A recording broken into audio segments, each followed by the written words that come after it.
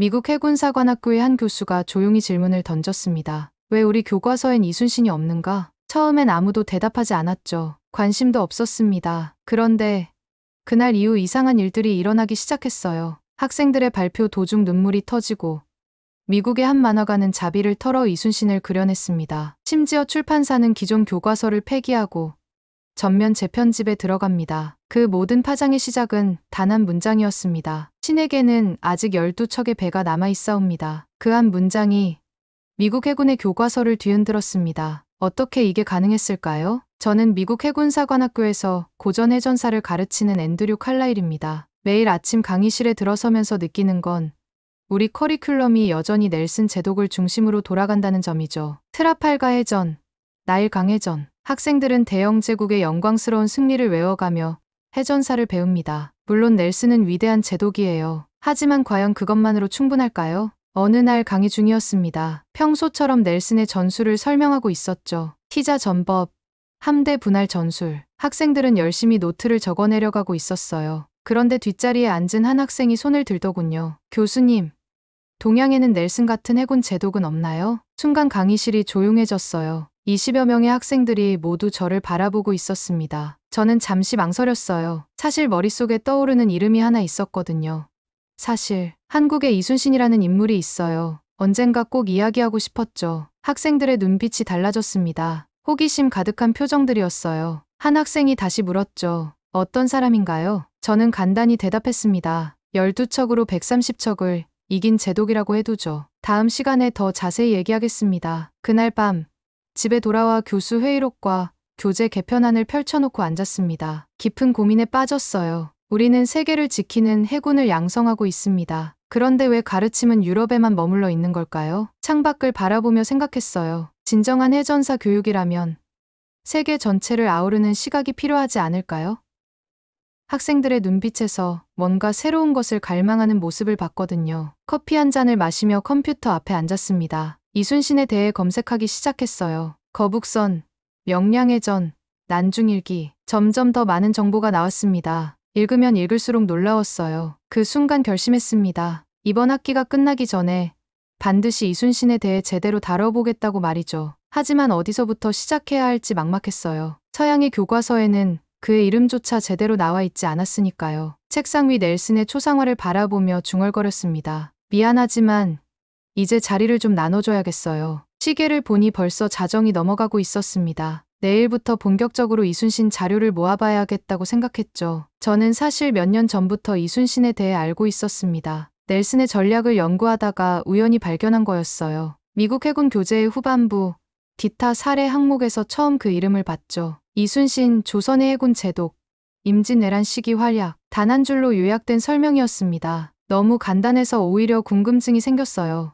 그래서 개인적으로 자료를 찾아보기 시작했죠. 거북선에 대한 첫 번째 자료를 봤을 때의 충격을 지금도 기억합니다. 철갑으로 덮인 전함이라니요. 16세기에 이런 게 가능했을까 싶었어요. 더 놀라운 건 12척 대 130척이라는 숫자였습니다. 명량해전 자료를 읽어 내려가다 소름이 돋았어요. 필사즉생이라는 철학, 죽고자 하면 살고 살고자 하면 죽는다는 말. 이건 단순한 전술이 아니라 철학이었습니다. 난중일기도 번역본을 구해서 읽어봤어요. 전쟁 중에도 매일 일기를 썼다는 게 믿어지지 않았죠. 더 놀라운 건 그 내용이었습니다. 승리보다는 백성들 걱정, 부하들 걱정이 더 많이 적혀 있었어요. 오늘도 많은 백성들이 피난을 떠났다. 언제쯤 이들이 고향으로 돌아갈 수 있을까? 이런 구절들을 읽으며 생각했습니다. 이 사람은 정말 다른 종류의 지도자구나. 그런데 더 흥미로운 발견이 있었어요. 일부 미국 학생들 사이에서는 이미 이순신이 알려지고 있었다는 겁니다. 이순신 전사이자 수호자라는 미국 만화를 통해서 말이죠. 도서관에서 그 만화를 찾아 읽어봤습니다. 그림체는 미국식이었지만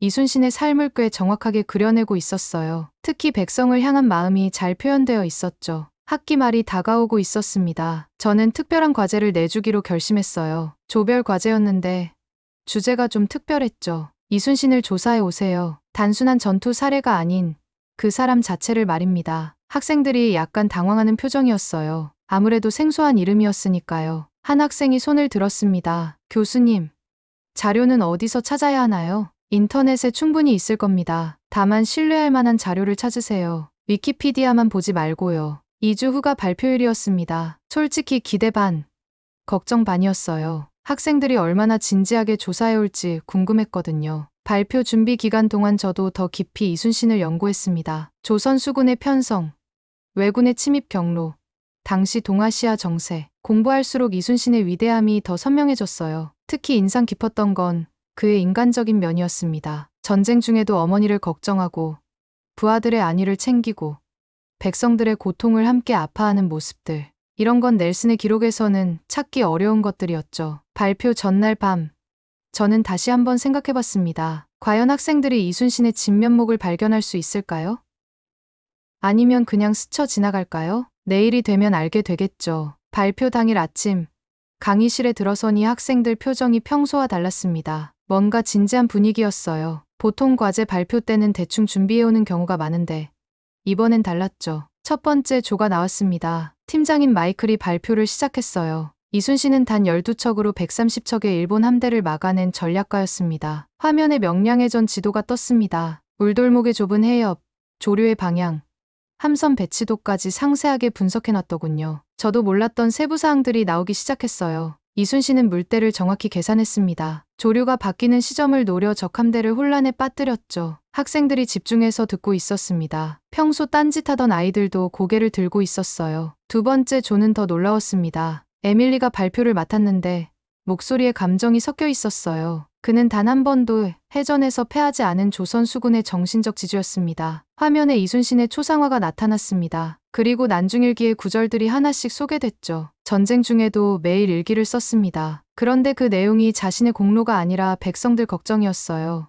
에밀리가 한 구절을 읽기 시작했습니다. 오늘도 적이 쳐들어와 백성들이 도망쳤다. 언제 이들이 편히 잠들 수 있을까? 강의실이 조용해졌어요. 학생들 중 몇 명이 숙연한 표정을 지었습니다. 세 번째 조의 발표는 더욱 인상적이었어요. 데이빗이 거북선 모형까지 만들어 왔더군요. 거북선은 무기 그 이상, 적에게 두려움을 각인시키는 심리전이었죠. 모형을 보여주며 설명을 이어갔습니다. 철갑으로 덮인 선체, 용머리에서 뿜어내는 연기, 측면의 대포들. 이건 단순한 전함이 아니라 바다의 괴물이었어요. 학생들이 웅성거리기 시작했습니다. 16세기에 이런 전함이 가능했다는 게 믿어지지 않는 표정들이었어요. 마지막 조 발표가 가장 인상 깊었습니다. 사라가 난중일기의 한 구절을 낭독하며 문시울이 붉어지더군요. 살고자 하면 죽을 것이요.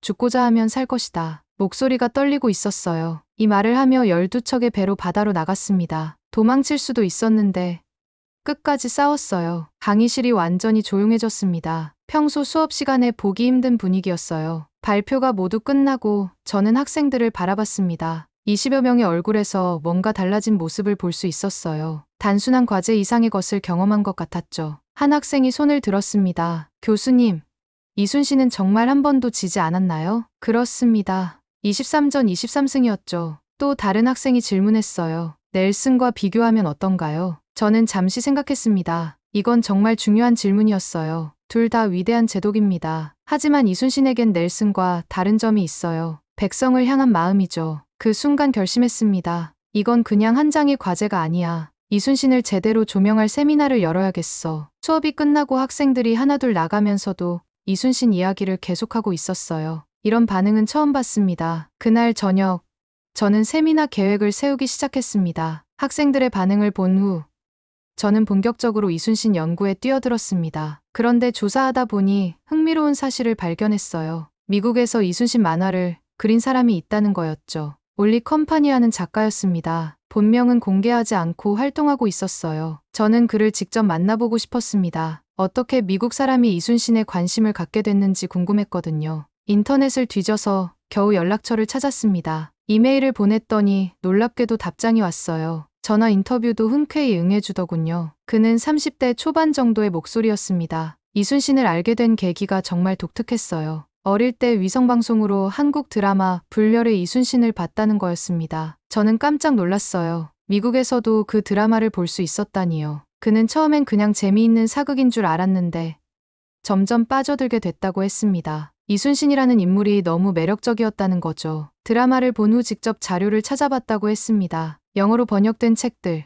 인터넷 자료들을 모두 뒤졌대요. 읽으면 읽을수록 놀라웠다고 하더군요. 이런 사람이 정말 존재했다는 게 믿어지지 않았다는 겁니다. 특히 명량해전 이야기에 큰 충격을 받았다고 했습니다. 12척 대 130척이라는 숫자도 놀랍지만 그보다 더 놀라운 건 필사즉생이라는 철학이었다는 거예요. 그래서 만화를 그리기 시작했다고 했습니다. 처음엔 자비로 인쇄했어요. 100부 정도 만들어서 주변 사람들에게 나눠줬다고 하더군요. 반응이 좋아서 더 만들고 싶었는데 돈이 문제였습니다. 인쇄비가 만만치 않았거든요. 그런데 신기한 일이 일어났습니다. 한국 팬들이 나타난 거예요. 어떻게 알았는지 한국 사람들이 그에게 연락을 해왔다는 겁니다. 이순신을 알려줘서 고맙다면서 후원하겠다고 하더라고요. 저는 깜짝 놀랐습니다. 그를 전혀 모르는 사람들이 인쇄비를 도와주겠다는 거였어요. 그들은 이방인인 그가 이순신을 전하는 것 자체가 고맙다며 자발적으로 도움을 준 거였습니다. 실제로 후원금이 모여서 만화를 재출간할 수 있었다고 했어요. 한국어 번역판도 나왔다더군요. 온라인으로만 판매했는데도 반응이 뜨거웠다고 합니다. 그가 말한 한 구절이 특히 인상적이었어요. 이순신의 무기는 칼이 아니라 진심이었다는 겁니다. 백성을 향한 진심, 나라를 향한 진심이 그를 불패의 제독으로 만들었다는 거죠. 전화를 끊고 나서 저는 깊은 감명을 받았습니다. 미국 사람이 한국의 영웅에게서 감동을 받고 그것을 만화로 그려내고 다시 한국 사람들이 그에게 고마워하는 이 순환, 이것이야말로 진정한 문화 교류가 아닐까 싶었어요. 그의 만화를 다시 읽어봤습니다. 그림 하나하나에서 이순신에 대한 애정이 느껴졌어요. 특히 명량의 전 장면에서 이순신이 바다를 바라보는 뒷모습, 외로우면서도 굳건한 그 모습이 마음에 깊이 남았습니다. 저는 다시 한번 결심했습니다. 이순신 세미나를 제대로 열어보자고 말이죠. 올리 컴파니와의 인터뷰 이후 저는 본격적으로 이순신 세미나 개설을 추진했습니다. 학과장에게 제안서를 제출했어요. 다행히 긍정적인 반응이었습니다. 세미나 제목은 동양의 넬슨, 이순신 연구로 정했습니다. 주 1회, 총 8주 과정으로 계획했어요. 신청 공고를 내자마자 예상보다 많은 학생들이 몰려들었습니다. 정원은 15명이었는데 지원자가 30명이 넘었어요. 선발 기준을 고민하다가 간단한 에세이를 받기로 했습니다. 주제는 내가 생각하는 리더십이었죠. 에세이를 읽어보니 학생들의 생각이 다양했습니다. 어떤 학생은 카리스마를 중요하게 여겼고 또 다른 학생은 희생정신을 강조했어요. 그 중에서 가장 인상 깊었던 답안이 있었습니다. 진정한 리더는 자신보다 다른 사람을 먼저 생각하는 사람이다. 바로 그 학생이 마크였습니다. 첫 번째 세미나에서 가장 적극적으로 참여한 학생이기도 했어요. 첫 세미나 주제는 이순신의 생애 개관이었습니다. 학생들에게 미리 자료를 나눠줬어요. 이순신의 출생부터 전사까지 그의 전 생애를 다루는 내용이었죠. 세미나실에 들어서니 15명의 학생들이 기다리고 있었습니다. 평소 수업과는 다른 분위기였어요. 뭔가 진지하면서도 설레는 기대감이 느껴졌습니다. 오늘부터 8주 동안 이순신에 대해 함께 공부하겠습니다. 이분은 단순한 장군이 아니라 한 시대를 구한 지도자였어요. 첫 시간에는 이순신의 어린 시절부터 시작했습니다. 가난한 무관 집안에서 태어나 과거에 여러 번 낙방했던 이야기들. 학생들이 집중해서 듣고 있었어요. 특히 인상적이었던 건 이순신의 청년기 이야기였습니다. 훈련 중 말에서 떨어져 다리가 부러졌는데도 포기하지 않고 시험을 계속 봤다는 일화. 한 학생이 감탄사를 내뱉었어요. 두 번째 세미나는 임진왜란과 이순신의 등장이었습니다. 1592년 일본의 조선 침입, 그리고 전라좌 수사로 임명된 이순신의 첫 출전, 옥포 대첩에서의 첫 승리까지 다뤘어요. 학생들의 질문이 쏟아지기 시작했습니다. 왜 이순신만 승리할 수 있었는지, 다른 장수들과 뭐가 달랐는지, 거북선의 실제 위력은 어느 정도였는지 하나하나 답변하다 보니 시간이 훌쩍 지나갔어요. 세 번째 세미나에서는 명량의 전의 기적을 다뤘습니다. 12척 대 130척. 그 불가능해 보이는 승리의 비밀을 파헤쳐봤어요. 울돌목의 지형, 조류의 변화, 이순신의 전략까지 상세히 분석했습니다. 한 학생이 말했습니다. 이순신 장군처럼 죽음을 두려워하지 않는 리더가 되고 싶어요. 그 말을 들으며 저는 깨달았습니다. 학생들이 단순히 전술이나 전략을 배우는 게 아니라 이순신의 정신을 흡수하고 있다는 걸 말이죠. 네 번째 세미나는 난중일기 속의 인간 이순신이었습니다. 전쟁 중에도 매일 쓴 일기, 그 속에 담긴 솔직한 심정들을 함께 읽어봤어요. 어머니께서 편찮으시다는 소식을 들었다. 효도도 제대로 못하는 불효자로다. 이런 구절들을 읽으며 학생들이 숙연해졌습니다. 불패의 장군도 결국 어머니를 그리워하는 아들이었다는 걸 알게 된 거죠. 다섯 번째 세미나에서는 이순신의 애민정신을 다뤘습니다. 전쟁 중에도 백성들을 보호하려 애썼던 모습들, 피난민들을 돌보던 이야기들, 학생들이 가장 감동받은 부분이었어요. 저는 교단에서 묵묵히 학생들을 바라봤습니다. 그들의 눈빛이 처음과 달라져 있었어요. 뭔가 더 깊이 있고 진지해진 모습이었습니다. 이들은 전투 기술보다 더 중요한 걸 배워가고 있었어요. 진정한 리더십이 무엇인지를 말입니다. 세미나가 성공적으로 마무리된 후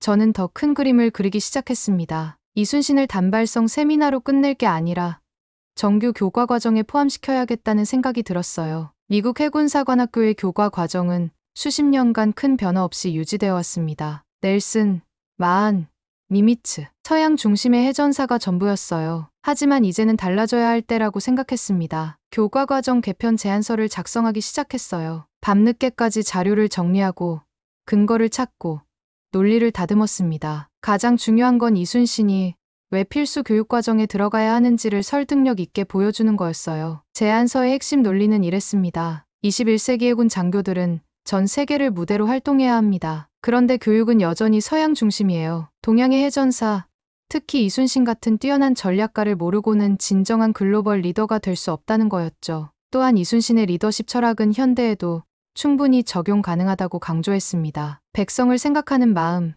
부하를 아끼는 정신, 끝까지 포기하지 않는 의지. 이런 가치들은 시대를 초월하는 것들이었어요. 세미나에 참여했던 학생들의 후기도 첨부했습니다. 마크는 이렇게 썼더군요. 이순신을 배우면서 진정한 리더십이 무엇인지 깨달았습니다. 앞으로 해군 장교가 되어서도 이분의 정신을 본받고 싶어요. 에밀리의 후기도 인상적이었어요. 이순신은 동양의 인물이지만 그의 가치관은 전 인류가 배워야 할 것들입니다. 왜 지금까지 우리가 이분을 몰랐는지 아쉬워요. 제안서 작성에만 3주가 걸렸습니다. 분량도 30페이지가 넘었어요. 이순신의 생애, 주요 전투 분석, 리더십 철학, 현대적 의의까지 모든 걸 담으려고 노력했습니다. 특히 공을 들인 부분은 넬슨과의 비교 분석이었어요. 두 제독의 공통점과 차이점을 객관적으로 비교했습니다. 넬슨은 대영 제국의 패권을 위해 싸웠지만 이순신은 조선과 백성을 지키기 위해 싸웠다는 점이 가장 큰 차이였어요. 전술적 측면에서도 흥미로운 대비가 있었습니다. 넬슨은 주로 정면 돌파 전술을 선호했지만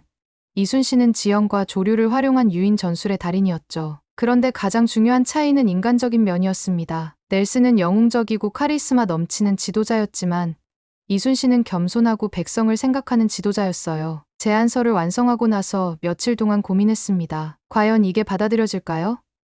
수십 년간 이어온 전통을 바꾸자는 제안이었으니까요. 하지만 세미나를 통해 본 학생들의 반응이 확신을 줬습니다. 그들은 이순신을 통해 뭔가 새로운 걸 발견했어요. 단순한 전투 기술이 아니라 인간으로서의 품격을 말입니다. 학과장에게 제안서를 제출했습니다. 며칠 후 연락이 왔어요. 교수 회의에서 논의해보겠다는 답변이었습니다. 드디어 교수 회의 날이 됐습니다. 15명의 교수들 앞에서 제 제안을 발표해야 했어요. 긴장됐지만 동시에 기대도 됐습니다. 이순신은 하나의 사례가 아니라 리더십의 전범입니다. 그는 넬슨과 동등한 위치에서 가르쳐야 할 인물입니다. 발표를 시작하며 저는 확신에 찬 목소리로 말했습니다. 하지만 넬슨 중심의 체계가 수십 년을 이어온 만큼 쉽지 않은 도전임을 잘 알고 있었어요. 과연 어떤 반응이 나올까요? 교수 회의실 분위기는 생각보다 차가웠습니다. 15명의 교수들 중 절반 정도는 회의적인 표정을 짓고 있었어요. 제가 발표를 마치자마자 반대 의견들이 터져나왔습니다. 윌슨 교수가 먼저 문제를 제기했어요. 그는 30년 넘게 해전사를 가르쳐온 베테랑이었습니다. 넬슨도 제대로 못 가르치는데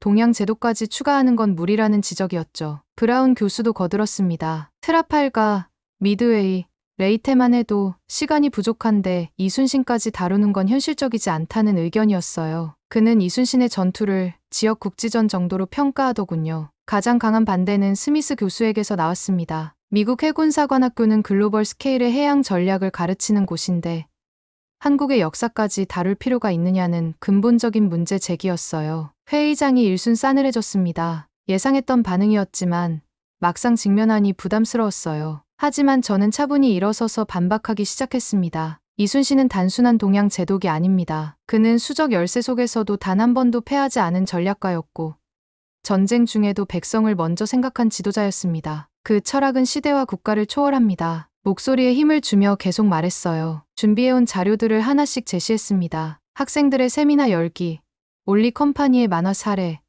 세계 각국에서 번역 출간되는 이순신 관련 서적들까지 모든 걸 보여줬어요. 현재 이순신에 관한 책은 영어, 스페인어, 프랑스어, 독일어로 번역되어 나와 있습니다. 전 세계가 주목하는 인물을 우리만 모르고 있을 순 없죠. 시간 부족 문제에 대해서는 다른 접근법을 제시했어요. 기존 커리큘럼을 줄이는 게 아니라 해전사를 더 체계적으로 재구성하자는 제안이었습니다. 서양 해전사와 동양 해전사를 균형 있게 다루면 학생들이 더 넓은 시각을 갖게 될 거라고 설명했어요. 그때 의외의 지원군이 나타났습니다. 젊은 교수인 데이비스가 제 편을 들어줬어요. 그는 최근 동아시아 지역에서 근무했던 경험이 있었습니다. 데이비스 교수는 한국, 일본, 중국 해군과 합동훈련을 했을 때의 경험담을 들려줬어요. 그들은 이순신을 당연히 알고 있는데 오히려 미국 해군이 모르는 게 이상하다는 반응이었다는 겁니다. 분위기가 조금씩 바뀌기 시작했어요. 몇몇 교수들이 고개를 끄덕이고 있었습니다. 저는 마지막 카드를 꺼내 들었어요. 세미나에 참여했던 학생들의 설문조사 결과였습니다. 15명의 학생 모두가 이순신 수업이 도움이 됐다고 답했고, 특히 리더십 측면에서 많은 걸 배웠다고 했다는 내용이었어요. 한 교수가 결정적인 말을 했습니다. 우리는 더 이상 유럽의 유산만 가르치는 학교가 아니지 않습니까? 그 말이 회의장 분위기를 완전히 바꿔놓았어요. 반대 의견도 점차 줄어들었고 찬성하는 목소리가 하나둘 나오기 시작했습니다. 스미스 교수조차 마지막에는 한 학기 시범 운영을 제안했어요. 3시간 넘게 이어진 회의였습니다. 때로는 격렬한 토론도 있었고 때로는 조용한 설득도 있었어요. 하지만 결국 커리큘럼 개편안이 통과됐습니다. 투표 결과는 9대 6이었어요. 큰 차이는 아니었지만 승리는 승리였습니다. 6개월 후 드디어 미국 해군사관학교의 새 교재가 인쇄됐습니다. 출판사에서 첫 번째 견본을 받아든 순간 제 손이 떨렸어요. 표지부터 달라 보였습니다. 책을 펼쳐 목차를 확인했어요. 챕터 2 넬슨, 챕터 3 이순신. 넬슨과 나란히 기록된 이순신의 이름을 보니 감회가 새로웠습니다. 몇 년 전만 해도 상상할 수 없었던 일이었거든요. 이순신 챕터를 넘겨봤습니다. 첫 페이지에는 그의 초상화가 당당히 자리 잡고 있었어요. 그 아래로 난중일기의 한 구절이 인용되어 있었습니다. 신에게는 아직 12척의 배가 남아있사옵니다. 이 문장을 다시 읽으며 마음이 벅차올랐어요. 절망적인 상황에서도 포기하지 않았던 이순신의 의지가 고스란히 담긴 말이었죠. 새 교재로 첫 수업을 하는 날이 왔습니다. 강의실에 들어서니 학생들이 이미 교과서를 펼쳐놓고 기다리고 있었어요. 몇몇 학생들은 이순신 챕터를 미리 읽어온 것 같았습니다. 저는 교단에 서서 학생들을 천천히 둘러봤어요. 이들은 앞으로 전 세계 바다에서 임무를 수행할 해군 장교들이었습니다. 그들이 배워야 할 건 단순한 전술이 아니라 진정한 리더십이었죠. 오늘부터 여러분은 새로운 해전사를 배우게 됩니다. 목소리에 감정을 담아 말했어요. 넬슨뿐만 아니라 이순신도 함께 공부할 겁니다. 두 제독 모두 위대하지만 서로 다른 리더십을 보여줬죠. 한 학생이 손을 들었습니다. 이순신에 대해 더 자세히 알고 싶다는 질문이었어요. 저는 미소를 지으며 대답했습니다. 이순신은 단지 전투에서 이긴 장군이 아닙니다. 강의실이 조용해졌어요. 학생들이 집중해서 듣고 있었습니다. 그는 백성을 위해, 나라를 위해 끝까지 싸운 지도자였습니다. 12척의 배로 130척과 맞서면서도 절대 포기하지 않았죠. 교과서에 이순신 초상화를 가리키며 계속 말했어요. 여러분도 언젠가는 어려운 상황에 직면하게 될 겁니다. 그때 이순신의 정신을 기억하세요. 누군가의 이순신이 되어주시길 바랍니다. 수업이 끝나고 한 학생이 다가왔습니다. 이순신에 대해 더 많이 알고 싶다며 추천 도서를 물어보더군요. 또 다른 학생은 한국에 가서 이순신의 흔적을 직접 보고 싶다고 했어요. 그날 저녁 집에 돌아와 새 교과서를 다시 펼쳐봤습니다. 책상 위에는 예전 교과서도 함께 놓여 있었어요. 넬슨만 있던 예전 책과 넬슨, 이순신이 함께 있는 새 책을 비교해보니 감개무량했습니다. 드디어 우리가 제대로 된 해전사를 가르치게 되었군요. 혼자 중얼거리며 책을 덮었어요. 창밖으로는 해군사관학교의 야경이 펼쳐져 있었습니다. 내일부터 이 학교의 학생들은 동서양을 아우르는 진정한 해전사를 배우게 될 거였어요. 이순신의 정신이 태평양을 건너 이곳까지 왔습니다. 그리고 이제 새로운 세대의 해군 장교들에게 전해질 거예요. 이것이야말로 진정한 역사의 계승이 아닐까 싶었습니다. 그는 단 12척으로 역사를 바꿨습니다. 하지만 진짜 바뀐 건 숫자가 아니라 사람들의 마음이었습니다. 그리고 지금 그 이름은 교과서 속에 새겨졌죠. 역사는 기록에서 시작되지만 기억으로 완성됩니다. 당신은 어떤 이름을 남기고 싶으신가요?